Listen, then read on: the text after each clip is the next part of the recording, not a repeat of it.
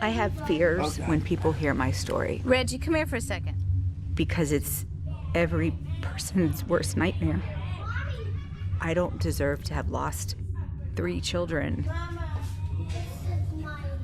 According to reports, she probably died around 3 a.m. And I wake up at 3 a.m. almost every night. That's Reggie and Daddy. Say hi, Daddy. Hi. There's no words to describe how painful this is. What's the point of fighting through it? I want to tell my story because I need to turn my pain into purpose. I can punch without hurting myself. That's why I chose to do the 45 days of grief.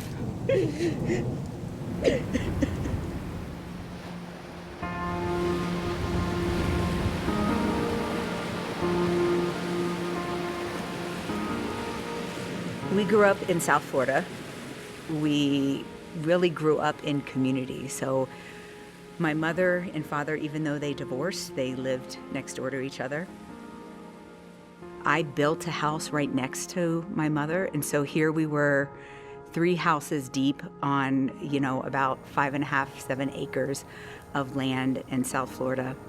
It took 2 years. We lived in a trailer for 2 years with 2 babies so that we could have our dream home. Okay. Say mwah. You guys have one to share over there. Hey, where's theirs? Where's the one? Mitra and Corey are sharing the stocking. Where's the stocking? Oh. I did not always know I would have a big family. I never even considered adoption until it was brought to our attention that people that we knew needed to be adopted. My oldest 5 kids are adopted. How old are you, Corey? 16. Reggie? 15. No, how old are you? 4. Very good. I met my husband Bundy in jail.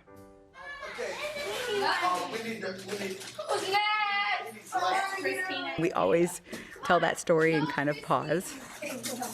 But we were both working at a juvenile jail. He was a youth counselor and I was the nurse at the jail. We actually met in February and were married in July of the same year. My favorite thing about Bundy was probably he was even more confident than I am.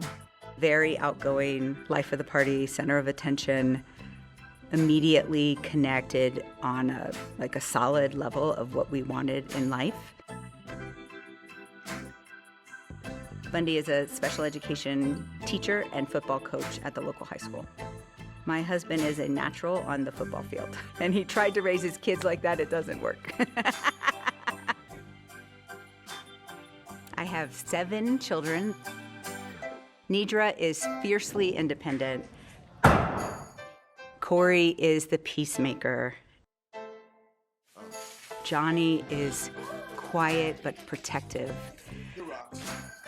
Christina is loving and caring for everyone. Kayla is the most like me, with a little bit of a rebellious spirit. Reggie is the ball of energy. Everybody loved Reggie.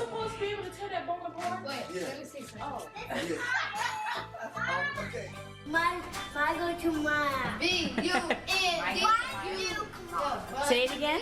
Bundukamara. And Maya was content and happy. Oh boy, I guess we're losing control of this whole thing. Daddy, I'll give you some.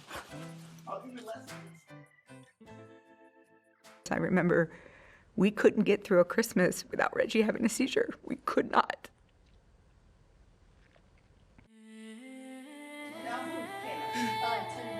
Just let him sit there. Reggie, you like it? Yeah.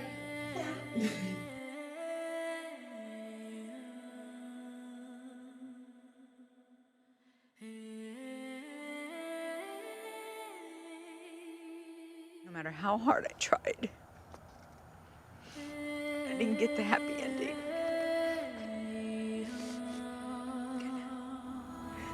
I would have done anything. It was 11 years from Johnny's death to Reggie's death. I would have done anything.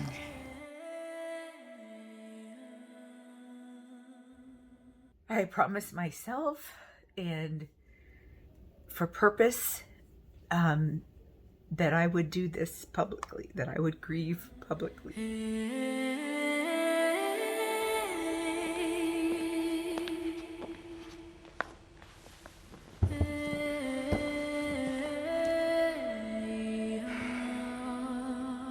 That's my smiling girl. Hi. Bye.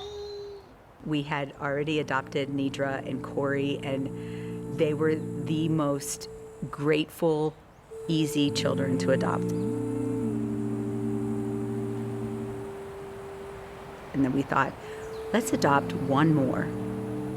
They called us up one day. They said, we have a boy. He looks like he could be your biological son. We went there, we walked into the room, and there he sat with his two sisters. And they also have no place to go.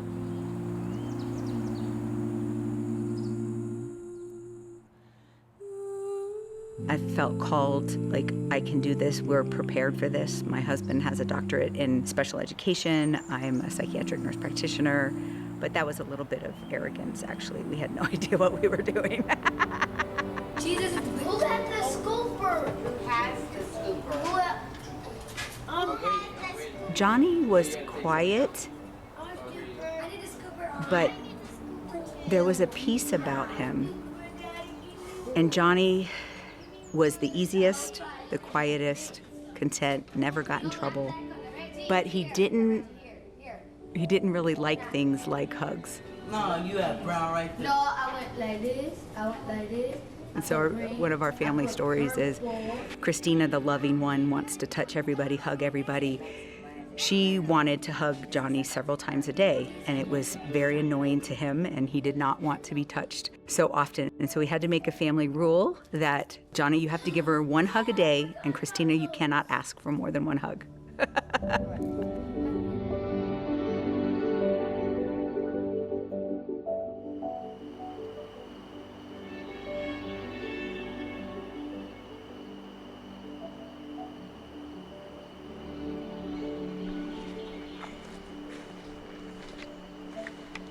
We were on family vacation, having a great time at the family reunion.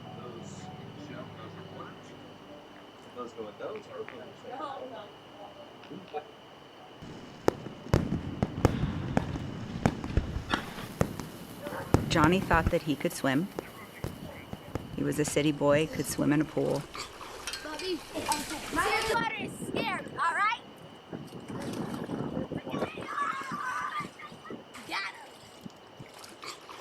He was swimming across the river and suddenly just started struggling and went under, and that's all we know.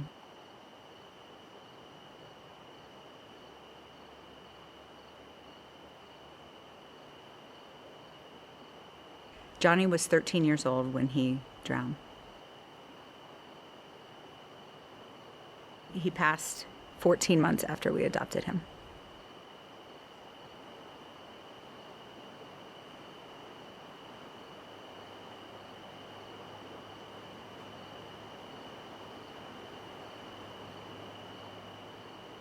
My first real experience with grief was the day that Johnny died. Johnny, if I had one last thing to say to you, I would say that I'm sorry. I'm sorry for all the things I didn't do or say. I'm so glad I got the chance to tell you how much I love you.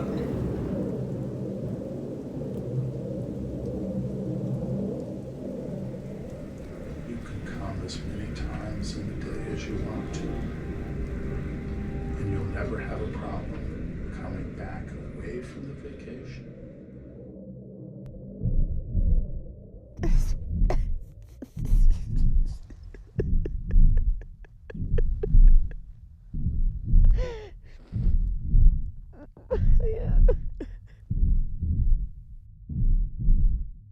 in the 6 months following grief, there's a 21% increase in fatal heart attacks.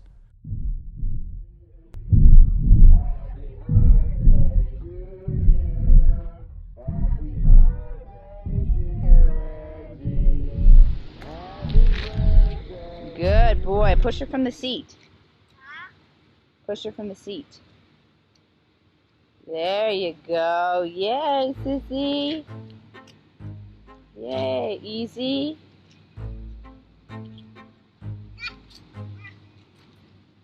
Easy. Don't push her, push the seat. Reggie had the nickname Tasmanian Devil.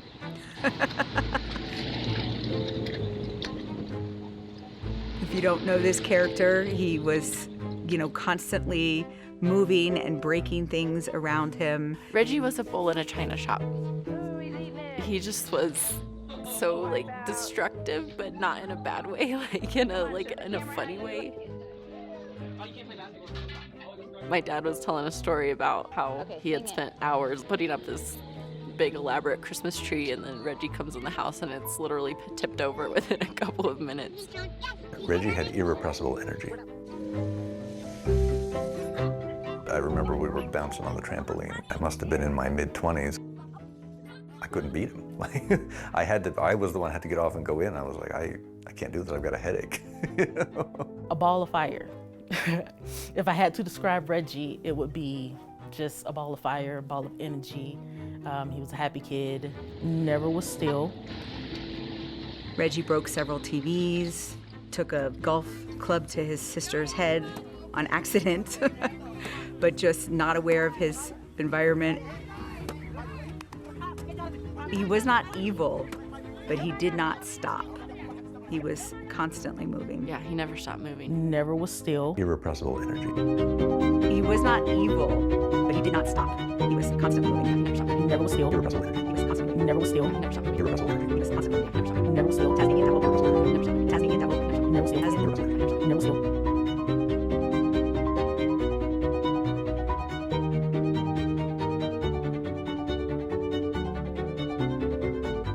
Put it up so you can ride it for the camera. Ready, Reg? Oh, look at you go. Look at you go. Today is September 2001. Turn around. Good job. Good job. Good boy.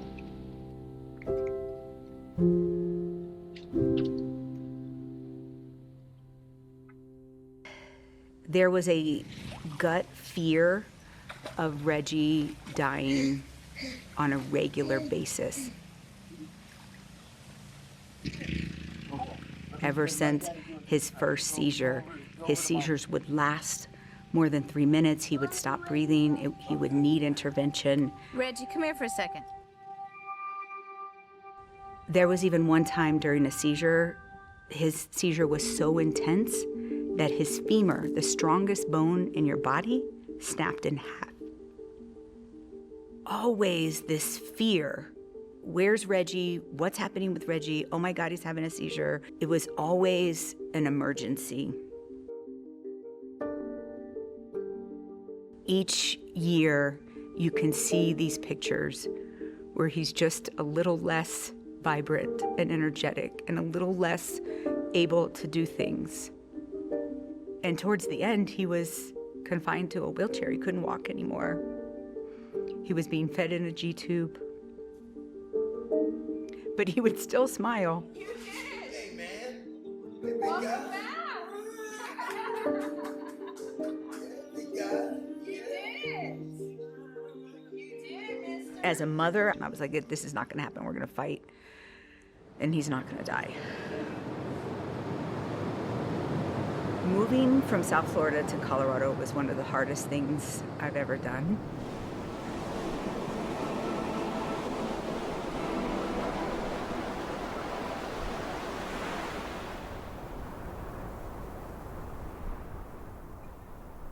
Living next door to my mother, moving away from that strong support system. I struggle with that because I miss South Florida and I miss the community. I remember watching this CNN special about using cannabis for kids with seizures. I found this organization that was helping families move to Colorado to help kids with catastrophic epilepsy. The whole community really got behind us and came and helped us pack all our things, even helped paint the house so that we could rent it. But it was still the hardest thing. I remember clearly saying, God, if this is not going to save my kids, I don't want to go.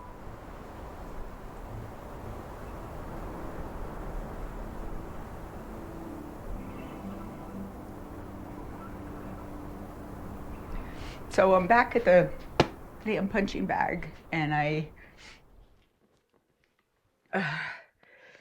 don't even know what I'm angry about this morning. Like, maybe probably injustices, the things that are just not fair. It was super important for me to document my grief journey because I couldn't find any other resources of people who have gone through this intense grief and had something to share as far as how you actually get over it, or, you know, that's even a trigger word. You don't get over grief, but to actually find joy in your life again.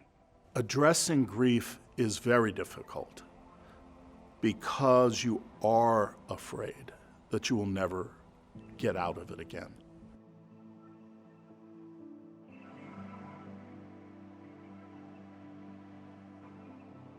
And it's very difficult to let ourselves feel completely helpless and to let ourselves feel the enormity of the grief. Prior to starting the 45 days of grief, I decided that each day I needed to do some what I call controlled grief, where you actually bring out something that evokes the emotion of that pain, because I'm really struggling spiritually. I feel like I did what I was supposed to do. From a worldly perspective and a spiritual perspective, and it didn't work. I did everything I could. Reggie did a lot of treatments. He had Reiki, he had acupuncture, he did dry needling, he had tutoring at one point, he had speech therapy, occupational therapy, physical therapy. He would get massages. He had a lot of treatment. I mean, dozens and dozens of different treatments, exotic things, whatever she could think of, or whoever offered some kind of hope anywhere in the world, she would try to do something to get Reggie into that. He did have more treatment than any kid that I've ever worked with. It might be my personality, but I never prepared for death. When I was depressed and feeling like I wasn't getting anywhere and everything was going backwards and Reggie was getting worse, I was always fighting for his life. And when they tried to put him on hospice, I refused. I moved to Colorado instead. Cristi herself is this most in control, figuring out how to make it work kind of person you could hope to meet. And for her to have to swallow being out of control is a really tough thing. And then I try to relax, or do I keep the irritated ADD? No, it doesn't matter. No, it doesn't matter at this point because the dose we injected is already where it's going. Gotcha. Gotcha. Like I said, thanks for In the face of death, we all feel vulnerable and helpless. And we all have to face our own eventual mortality. But what about the day-to-day of managing a child who's repeatedly having health crises, who's repeatedly having seizures, who's repeatedly needing your assistance and that of all of your relatives to even just stay alive? This was an absolute setup for trauma reactions, for fear, for feeling out of control, for getting swamped.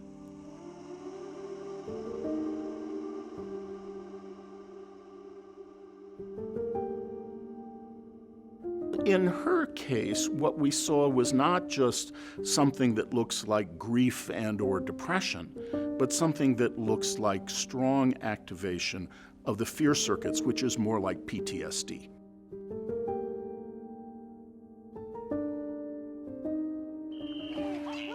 Move on today. Oh my goodness, look at that. The dolphins are pushing Reggie's feet, and he's keeping his hands straight. There you go, buddy! Woo, Reggie!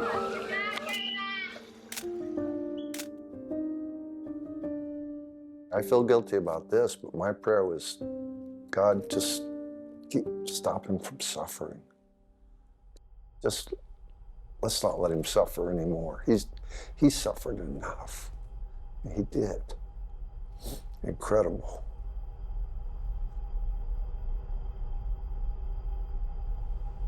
The day that Reggie died seemed like a normal day. He was having difficulty breathing, but he's had that before.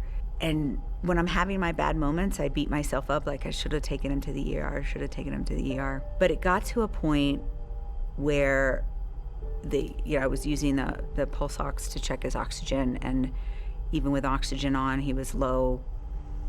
And I called 911, and this is my optimism. I called 911 only because I was like, it's gonna be hard for me to transport him. As a nurse, I missed the signs of death. By the time EMS got there, they had to immediately intubate and start chest compressions. And I remember maybe 2 minutes before they got there, I started to panic. They walked in and I walked out. And I'm like, they have to do it because I can't act like a nurse. I still didn't think he was gonna die. Reggie, we called him the rubber band man, like he had almost died several times. So I walked away and I'm praying, and I walked back and I realized they're doing chest compressions and he's intubated, and I went into shock. And he asked me, he said, he's gone. Can we stop CPR? And I couldn't even answer the question.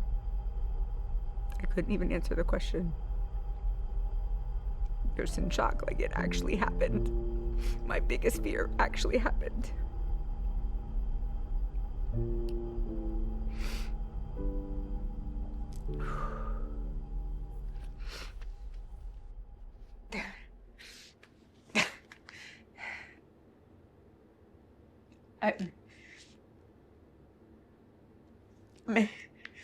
I'm angry because it's confusing.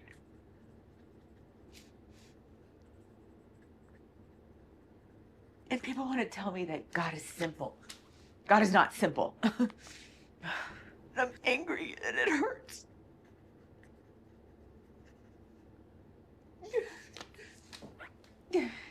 Truth was rattled for me to the core. Prior to Johnny's death, born-again Christian, believing that God would protect.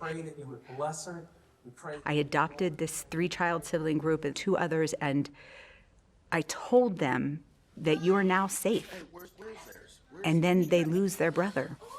Then shortly after that, Reggie started having seizures. And if you just believe stronger and, more in God in that relationship, then he will heal your children. I must be crazy to have faith. And that wasn't my reality. In Jesus, and Jesus said allow this to happen. 15 years of praying, believing. I do not like being alone. And this process is so lonely. The only other person who's been through what I've been through is my husband, and he's up there watching football. Like,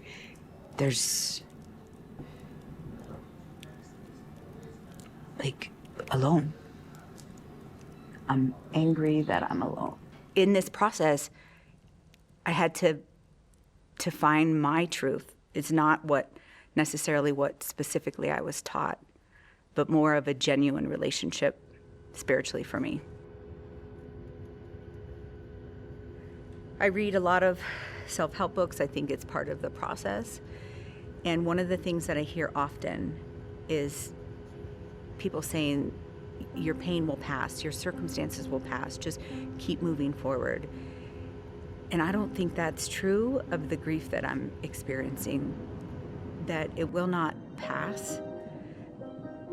So when there's something that will not pass, how do you learn to live with it?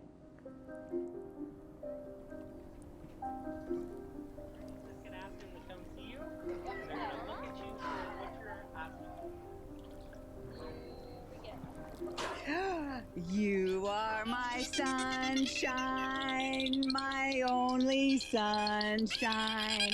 You make me happy when skies are gray. My children had done dolphin therapy for their special needs. I called the place that they used to go 10 plus years ago.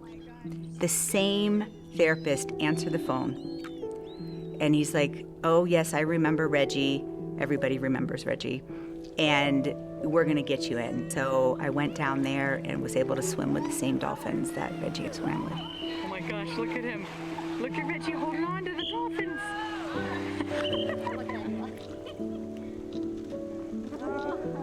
Good girl.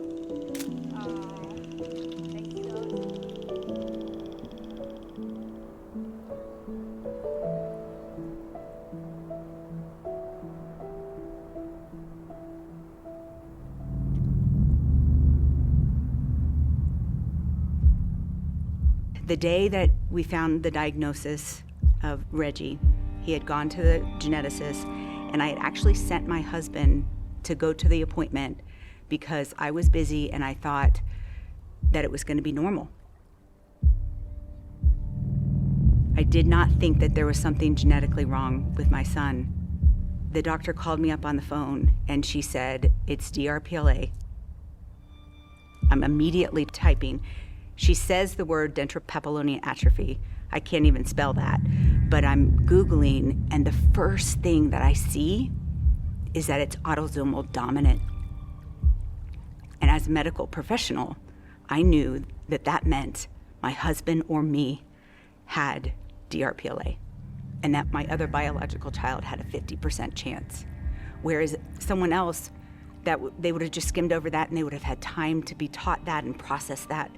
It hit me like a ton of bricks, like I knew right then what we were dealing with.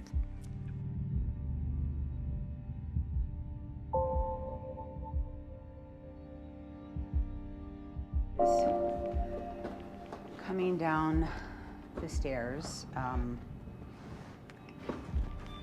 Maya's old room is down here, and we've made it Maya and Reggie's room, and he has not been down these steps in several years. Reggie, Maya, and my husband Bundy had DRPLA, dentropapillonian atrophy.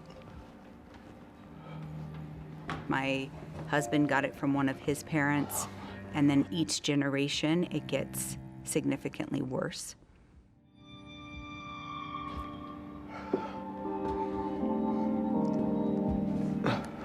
Sorry. Okay.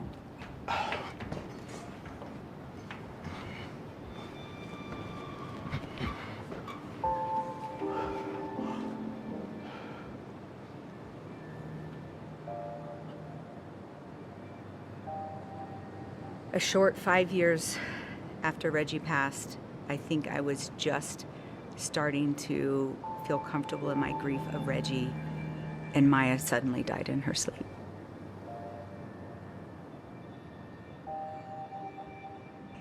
And when I realized there was exactly 45 days between the anniversary of Reggie's death and the anniversary of Maya's death, I knew that that was a sacred time. That's why I chose to do the 45 days of grief.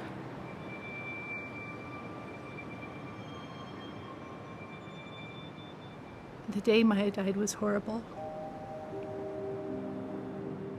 Cristi was on the floor, screaming. Bundy was wailing. It was just horrific. To hear those sounds, they will forever be with me.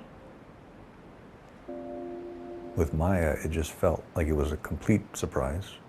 We knew that she had Derpla, but she was not even close to where Reggie was. It just felt like being clobbered with like a giant stick. Just dumb animal pain. Like a sound came out of me that I couldn't make again or describe. And I just started screaming, fuck, fuck, fuck.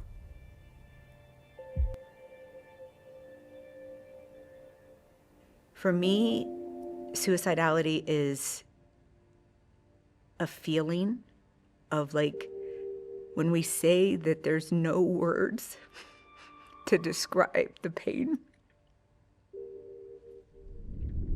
That's what I mean when I say I'm suicidal. Like, there's no words to describe how painful this is. What's the point of fighting through it? To help somebody else, to help myself. My kids are already gone. When you're in that negative loop, you think it's not worth it.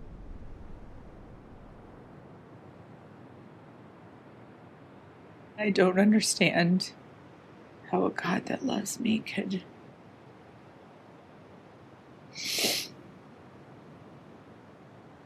allow these things to happen to me. That's my smiling girl. Hi. Maya. Mama. Yep, that's Reggie and Daddy. Say hi, Daddy. Hi.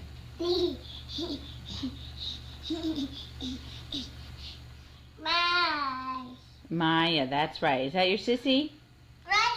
The loss of my siblings, it still doesn't make sense to me. And I struggle with that a lot. You have these innocent kids that are just gone. There's no reason for it.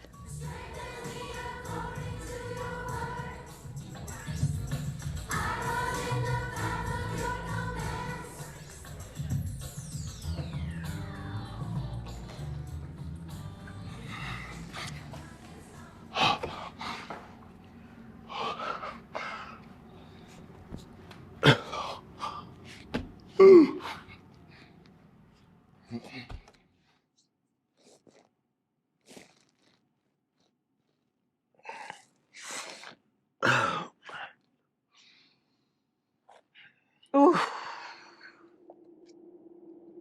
It hurts so much. It's not a bad picture. No, it's a good picture too. It's our baby. There's our baby. You can't even look at her, baby. Look at her. That's why I'm afraid. I'm afraid. Why are you afraid to look at her? I know. I'm just, he's gone. He's waiting for you, but he's gone.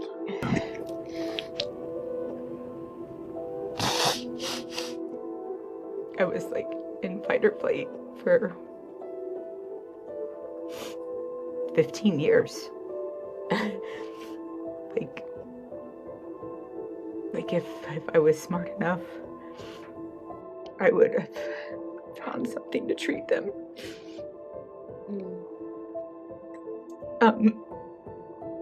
I didn't. I missed something. Hi. Say hi, JJ. Hi, JJ. I got it. I physically missed the signs of Reggie's death. Say, it's Halloween 2003. And then I told God, I don't care if Maya has freaking cold. I'm taking her to the emergency room. I'm not gonna miss. And then she dies in her sleep.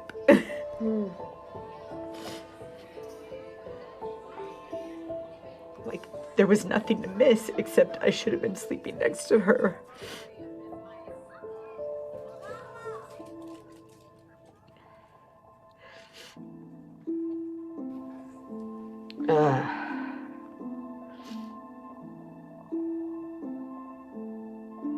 In my childhood, it's like control emotions. Like, emotions are weakness. They have no benefit. No such thing as luck. Yeah, what was it like to lose a husband? Well, And immediately be a single mother. well, that sucked, but I had my parents to help. Otherwise, you wouldn't have been. I would have been what? You wouldn't have been. I would have been more fucked up. Exactly. Yes. Right. Right. I've never gone through a grieving process like you're going through. Yeah. Yeah. I mean, you were very close to Reggie and Maya. Yeah, no, no, I've never processed grief. You want to eat it now? I had a hard time with Granddaddy. You know, Coco died. You know, I had some strong feelings for her. Can I be there? Because I'd never been there with a dog when they'd been put to sleep. I couldn't handle it. It's hard to share this kind of stuff. In our culture, we go through life like not sharing it. And No, it's you're almost right. like you just talked about major grief in your life. Yeah, yeah. And your energy went to a dog. Yeah. Did you ever go to a counselor? Like even when your husband died? Did you go to a counselor? I'm thinking. It was almost 50 years ago. So I know. No, I didn't go. I hung out with the growth kids and partied with them. That's gross. I know. It's disgusting. No, it's not. It's a reality of how. I know. That's one of the reasons. But I'm that I have ashamed of this- it. Yeah, but it's because no one's ever taught us how to grieve, and so it's like that's one of the reasons I have this little rule of mine that I don't drink alone, because I can see how easy it would be to have one glass of wine a night to relax, and then it's 2 glasses, and then it's, you know, and then you're using something else to cover it up. Oh, when I was talking to Cristi on the beach, I couldn't even go there. I couldn't go there. I mean, yeah, I couldn't go there. When I think about my grief, I can't put it in the same category as her grief, because her grief is just so much more. And I don't know, maybe you don't put grief in some sort of measurable way. I don't know. Because we were holding on to hope that we could save Maya and that, you know, that this wasn't over. Right. Yeah, that's why it was such a shock. I'm her mother. I'm supposed to be strong. I know that's stupid. I mean, you know, you're not supposed to share your ailments with your children. You're not, you know, stuff like that. It's my fault that we don't have a home anymore. Like, there's no place that we your call fault. home. What are you talking about? It's your Well, I left. But you needed to leave for your children. I didn't save them, so it was pointless. But it was pointless. It wasn't the pointless? The same thing would have happened if we just stayed, or illegally brought in damn cannabis oil that's legal everywhere now. It hurts. It hurts to see her hurting, and knowing that hurting is constant.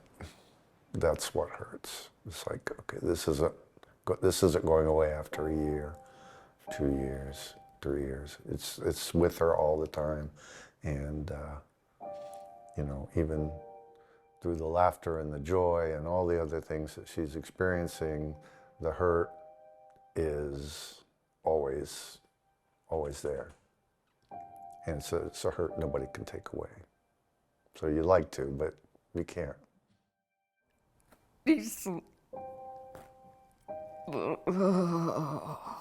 Sometimes I can't believe how much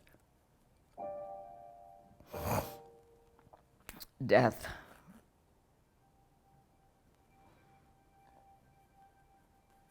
There is. Yeah, he was ready.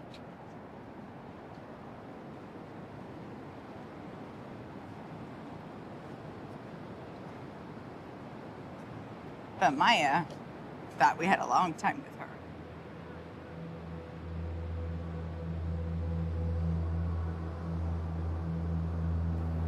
It's been 11 months without Maya and 6 years without Reggie.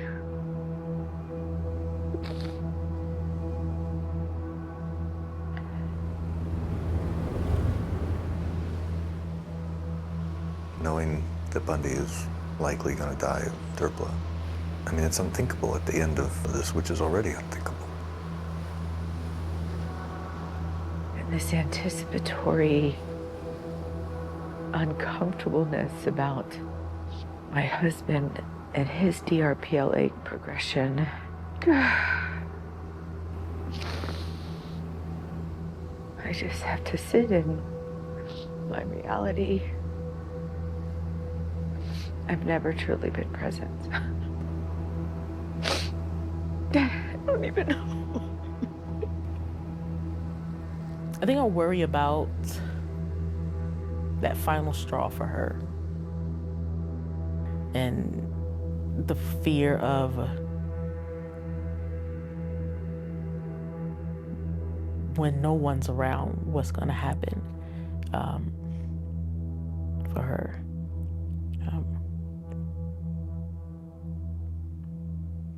Yeah.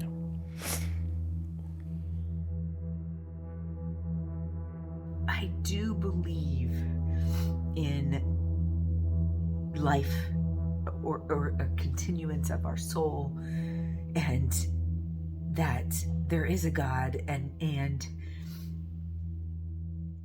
I really struggle with it, whether he loves me, but I know, and Nidra said this today, if anybody got into heaven, it was Maya, because there was not a mean bone in her body, and she loved everybody. And maybe that's the purpose of life, is just to love, to experience love. And I just cried out to Maya and I said, "Where are you?" And I don't even know why I asked that question. And she said, "Mama, I'm right here."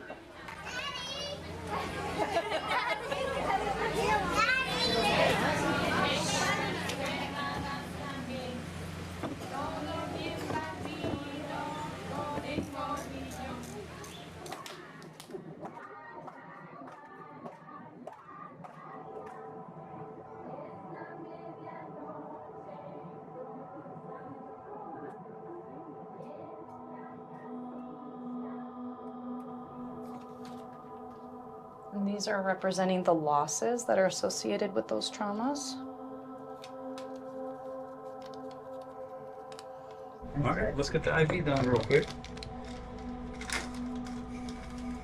You ever been to Dallas? I have, actually. The last time I was here was brain surgery for my son and Oh, boy. Cook Children's. Oh, great place. Yeah. Everything was okay? No, he actually passed away in 2000. This rare neurodegenerative condition called DRPLA. They were doing a big... I have such a hard time clearing my mind.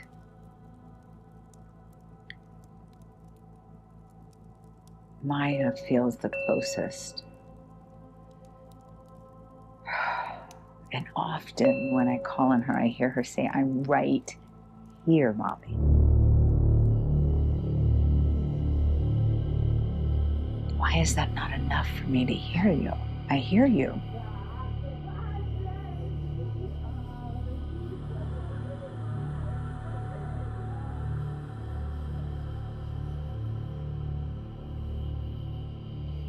I brought home dirt from that tree because we don't have any ashes from Johnny's. Oh, and today's Johnny's birthday.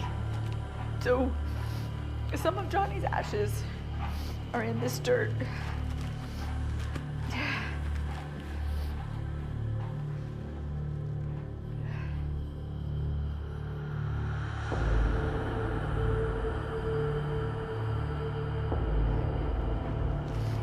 Reggie.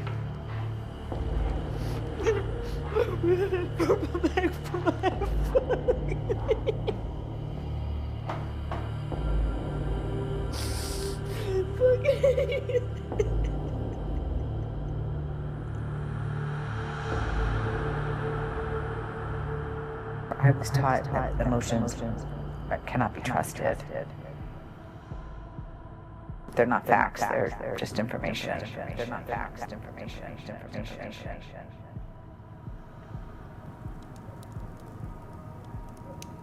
But they're facts for me. I was like, God wouldn't take both of my kids. Not only he took both of them, he took Maya way too fucking early. This is too much for one person.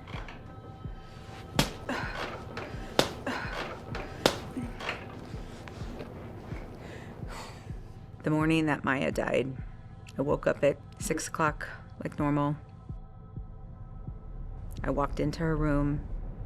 Her CPAP machine was on her face, and she looked fine. I went and started getting ready for my day. I actually had some, I don't know, important thing I was dressing up for. So I wasted an hour. I didn't even know she was already dead. The nurse arrives in the morning, and we go in. We always do this like talking back and forth, like a little report. And you know, she always does like an assessment, and she pulls back the covers, and we notice like a pooling of blood in her arm. And apparently I screamed, "Oh my God, she's dead." According to reports, she probably died around 3 a.m.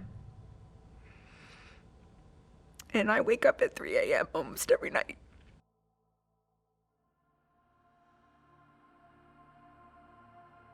We didn't expect Maya to pass away.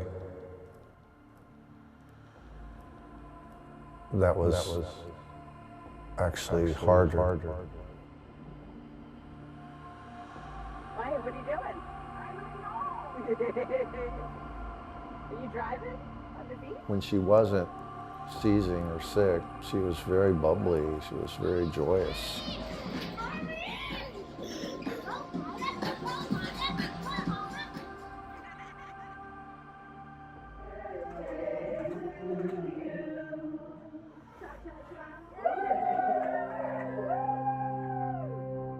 I love you, Mommy.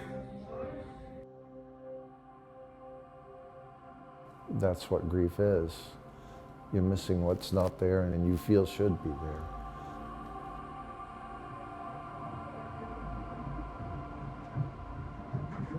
You're sitting in this dark tent, you're sitting on the ground, and it's amazing how they can make this tent so hot. And you're sweating, and you are feeling things outside of yourself. And I had this vision of Reggie thinking this is a game of duck, duck, goose and running around everybody, you know, hitting people on the head, and Maya just laying down next to me. I got 2 lines. I know. I'm working on anger.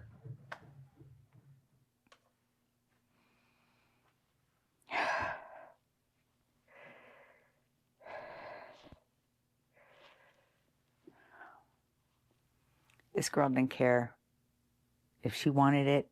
Didn't matter if she had another one at home already. So the opposite of anger is gratefulness. And so I am grateful that I got to be their mother. I am grateful that they taught me how to fight. Reggie taught me how to fight. And Maya's trying to teach me how to let go.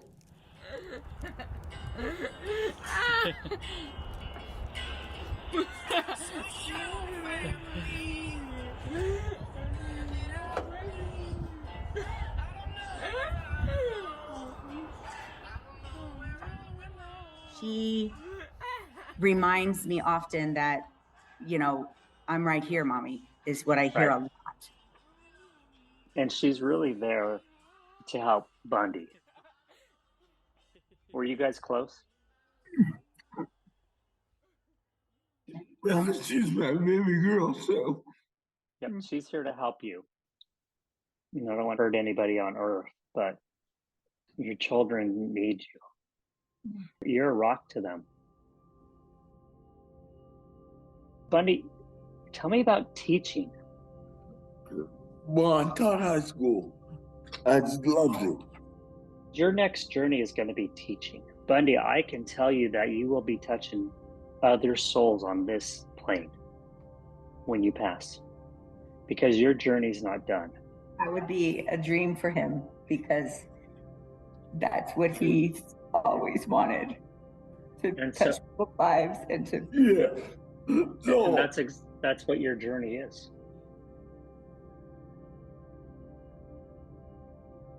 It's cold.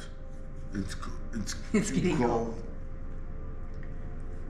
But maybe you'll see Maya tonight or the next night. He said 3 to 5 days before he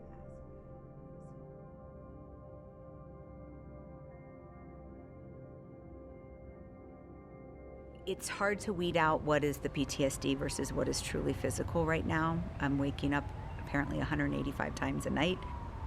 I was told that I had a nodule in my thyroid that could be cancer, and I did not have time to investigate that. I check it in. What's the last name? Bundukamara. I am fighting for my children's lives. It's not cancer, and I'm not going to deal with it. So 12 years later, I'm like, well, maybe I should check up on it. It had grown significantly. I had to have it removed. It is not cancer, but it was a wake-up call to self-care.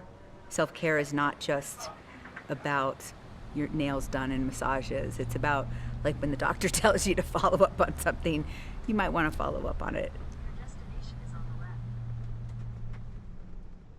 I think that I wanted to make my kids happy. And even though I thought they were the silliest things, there's even a video of Maya dancing in this ridiculous jumpsuit that had a tail.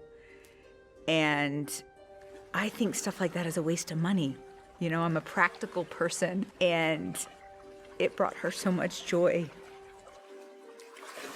When she was a little girl, she was like, when I grow up, I want to be a mermaid. Practical mom. It's like, there's no such thing as mermaids. The fairy tale or folk tale of mermaids is that they were actually manatees. This is, fantasy. And she said, yes, there is such thing as mermaids. And, we'd have this little discussion back and forth. I was practical and she was definitely imaginative. Maya taught me how to be happy in the moment. That girl was always just happy and content for no reason. My therapist asked me a question one time, and it lives in here too. And every day he'd ask me the same question that we ask our patients, which is on a scale of 1 to 10. Mm-hmm. How dysfunctional are your symptoms? When I first came in, I'd say like an 8. Mm-hmm. And the next day it was an 8. And then an 8. Mm-hmm. And then a 7, a 7, a 6, 5, 4, 4, 4, 4, 4, Mm-hmm. 4, 4, 4. And I got stuck at 4. Mm-hmm. One day he asked me, he said, have you ever lived below a 4? And I said, no. Mm-mm. Well, I'm not even at a 4 right now, probably. Where are you at? Just with the grief and stuff, it knocks the wind out of you. But I haven't had time to process any of what happened in the 17 years of raising my kids. So I think I've gone through a lot of the grief theories. I got these all over the place.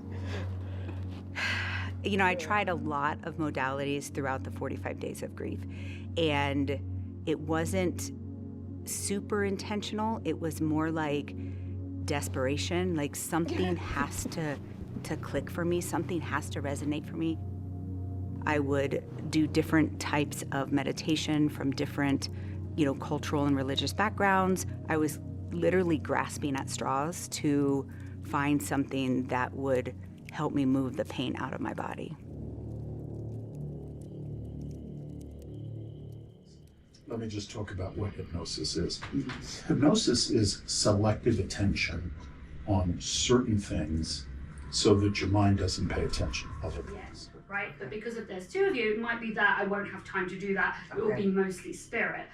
So I never know who's going to come in, and that's why I don't like to know who you want to speak to, because I can't guarantee that. I can't promise to say who you hope will want to come in today is going to be the people that show up. 9 times out of 10 it is. The first time I realized that I could have a connection with my children, I suppressed it and ignored it. Shortly after Reggie's death, I was alone in my room crying out to God, like, how could this happen? You promised you're gonna save him. And in Reggie's voice, he said, Mama, you think you're so smart. You have no idea. I'm okay. Maya's okay. In my religious belief system, I kind of put it in a box. It's hard for me to talk about this publicly because finding my truth and speaking my truth, even my mom, my dad, my brother are kind of like, a medium, do you really have to talk about that? There's this concern that, I'm delving into something evil.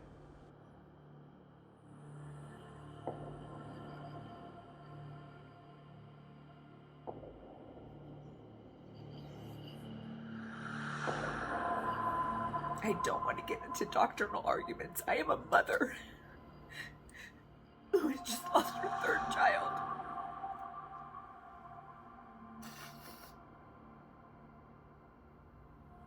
And when Maya said, I'm right here, Mama, I believe her.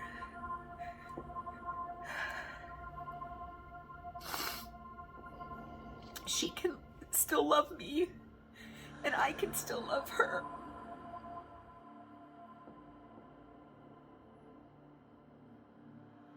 My kids are not evil. They're with God and they are with me.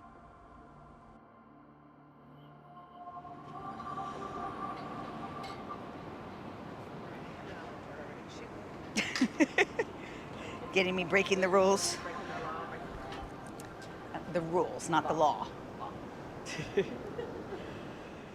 Miss Bryan's class was in that last portable. So you can go through here. Yeah. And one of the reasons why I like to take people through here is because we got the garden. We started the garden because we want people to remember that. During my 45 days of grief, I did what I'm calling the weeping walk. And I went to locations that I had spent time with my children in. Yeah.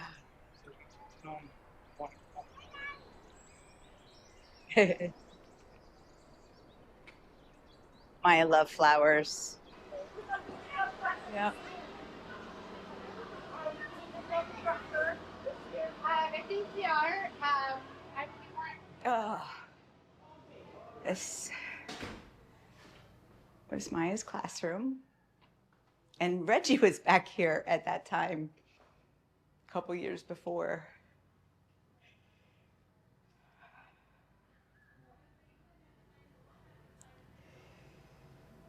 Yeah, when your kids are young, you are fighting for them. And I wish I would have just slowed down just a little bit.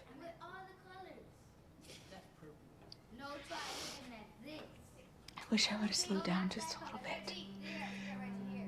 I don't regret anything, but there's just, I think, things that I missed or don't remember. Maya, let me see that. Because I was trying to fix. Wow. Just stop for a minute and soak it all Very in. good, Reg. Let me see. There was a time that Reggie could actually climb on these things.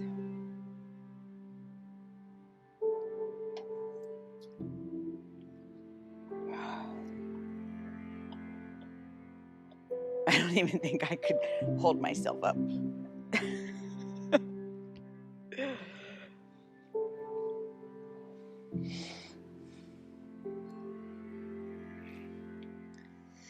And just imagine whatever tried to run away and go south. With that, we're gonna pull it out this way so it can't run. I'm a runner too. Like sometimes I feel like I just want to run. We're not gonna let it. We're gonna catch it. I did say I might run away when Bundy passes. Like, Yes, you did. I don't do anything stupid. That's a different kind of running, though. That might be a healing run. These are pictures of them from in the backyard there. Oh, that's great. Maya and that's Reggie. Oh, wow.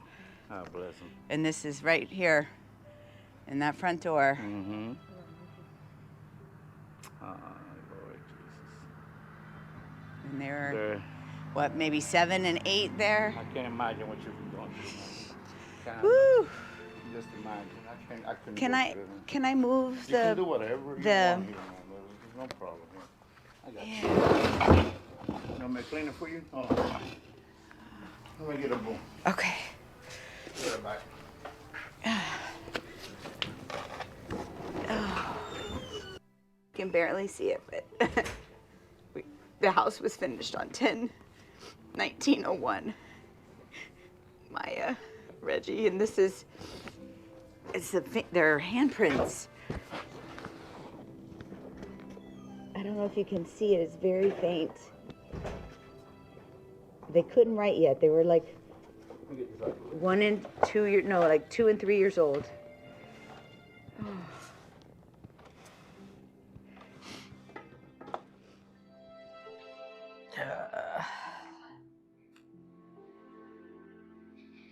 They were like 1 and 0 there. Yeah. And This has to be shortly before we left. it was there, so it was 2012. This? 2012. I went to see a medium.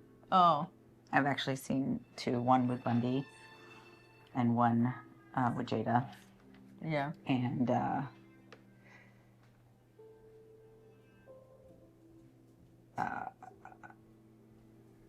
it was confirming of what I already experienced with them. And it's definitely legit. You mean and it's their definitely death? not. Experience their death? No, where they are now. Oh. Both of them, without knowing Reggie, obviously, said, "Oh my God, this kid has so much energy." One of the ladies said, "I feel like it just took speed."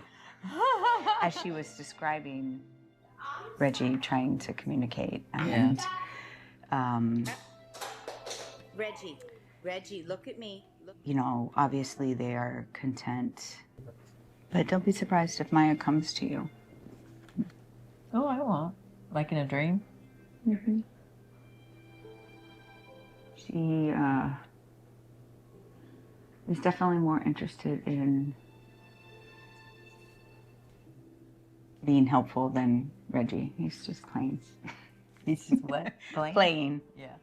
Well, what I've learned from Cristi is how to try to be brave for myself, because she is brave, you know, and that's a characteristic that I look up to her because of that.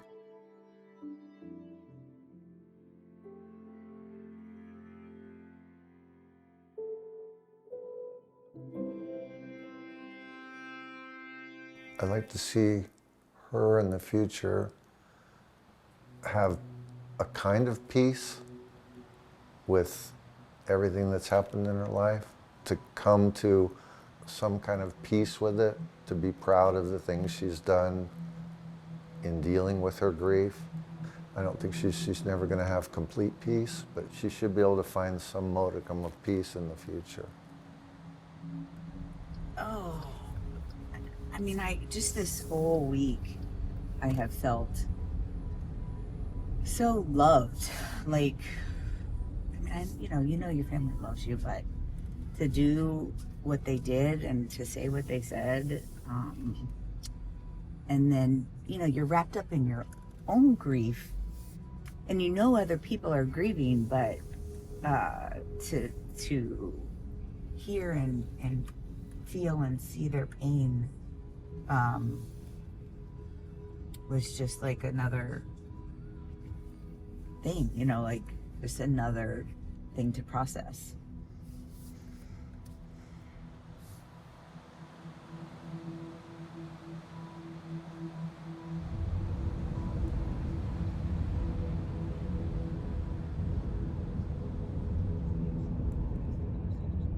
I once believed that there was absolute truth and that there was black and white. I believed it, and I lived within those confines. And I now believe that everything is gray, everything is a continuum, that we have no idea. Just like Reggie said, Mama, you think you're so smart. You think you know what absolute truth is, and we don't. And I'm okay with that. I just have this fear of saying it out loud and, people giving their harsh opinion. Help me to be present for others. When Maya passed, I felt her presence. And the first thing that she said to me was, Reggie's purpose was to get you to a place, and mine is to stay with you. Hi. Maya, say hi. At that moment, I knew spiritually I had to grow. All right. Whoa, Reg, good job. And kind of explore this ability to communicate with my children. What are you doing, Maya? I love you, baby.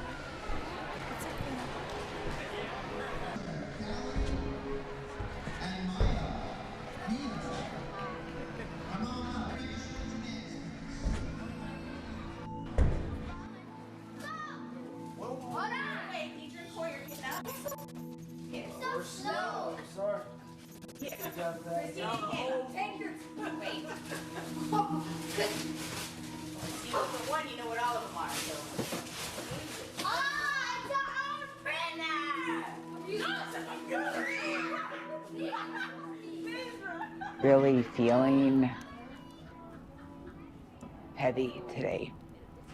After all of this hard work, I just felt like I can't do this. I don't want to do this. Good job, Reggie. I'm very proud of you. I don't want to go on. I had a day that I call grief relapse, where I literally just melted into the person I was a month before even starting the 45 days of grief. But I was able to get myself out of that in 2 days rather than staying there. And I think that is important to understand, because we often beat ourselves up when we have days like that, and then you stay down. Like, what's the point? I'm always going to feel this pain. I do think we're always going to feel this pain. I'm learning tools to manage the pain, to decrease its intensity, take care of myself, both mentally and spiritually and emotionally, so that those grief relapse days will be less. It's a pretty neat thing that we're doing here. Pretty rare thing. This is probably not done anywhere else in the world.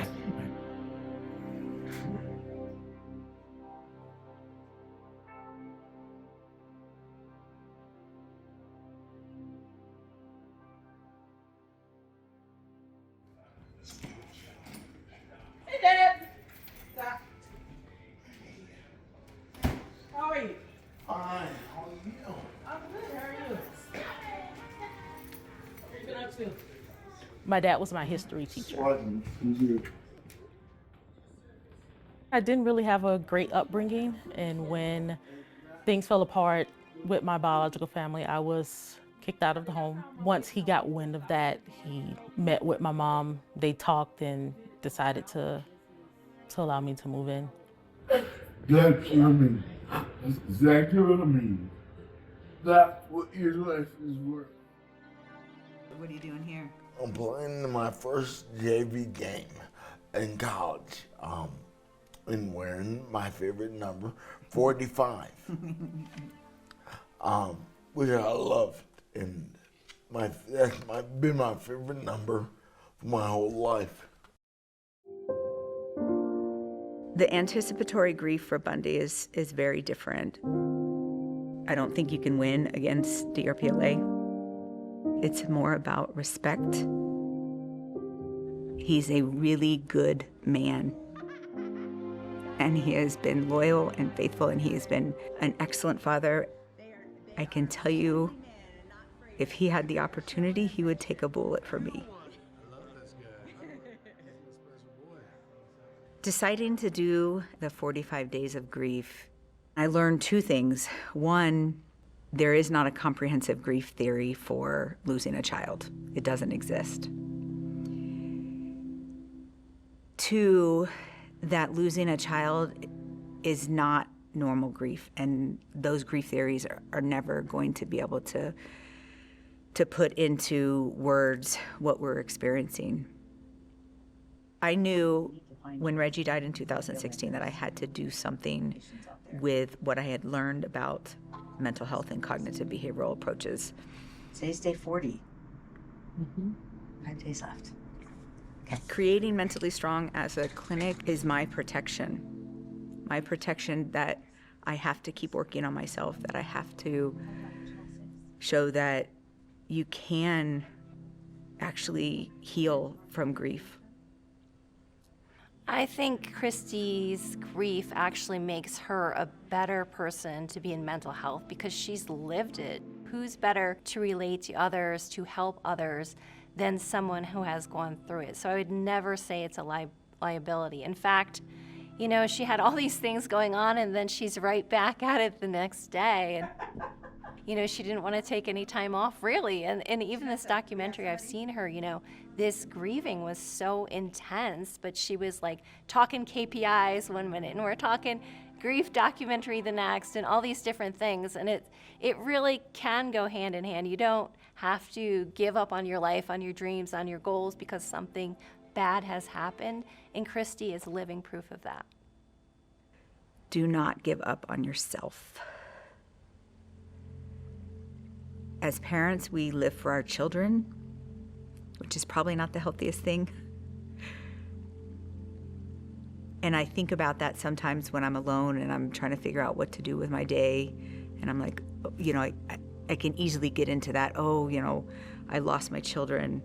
But the reality is my children would be 22 and 23. If they were completely normal, they would not be home anyway. Yes, we have to show that ceviche is supposed to be made with conch, not shrimp. And this is by far my favorite South Florida dish. And I would have to be going through this process of who am I and what do I enjoy. And so figuring out, and my way is not everybody's way, but figuring out what works for you to not allow that grief to ruin the rest of your life.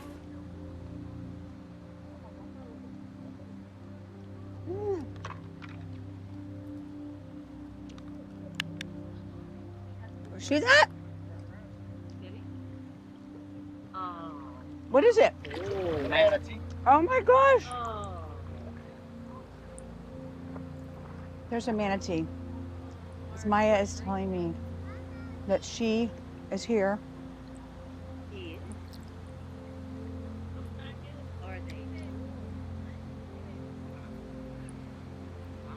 See the manatee? I was on my birthday trip in Belize, and we were trying to swim with the manatees like in the wild. And so we're swimming towards these manatees, and the manatee turned around and waved at us. I swear, this manatee turned around and waved at us. And Maya said to me, I told you they were real.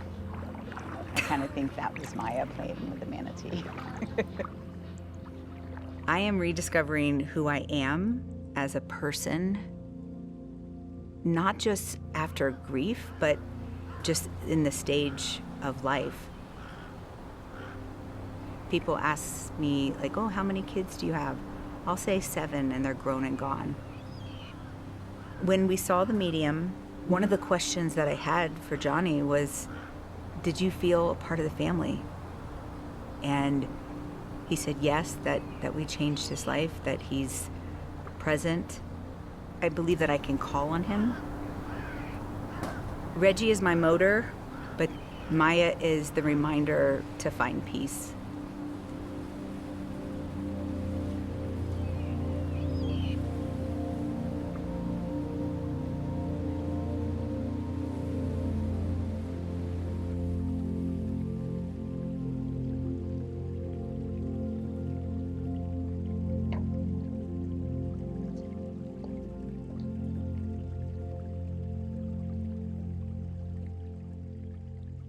I have fears when people hear my story because it's every person's worst nightmare.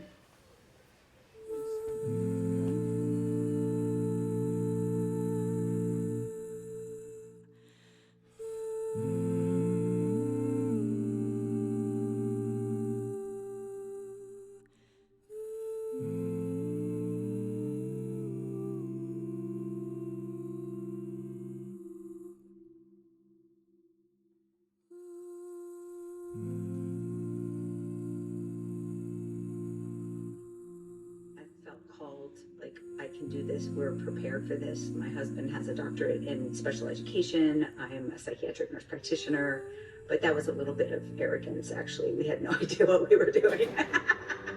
Jesus, look at the scooper. Thank you for sitting and being present in my story. But also, I want you to thank yourself for taking the time to sit in someone else's pain. Because I know that there were moments in that documentary that your pain came to the surface. One of the most common questions that I get is, what is the one thing that made the most difference in that 45 days?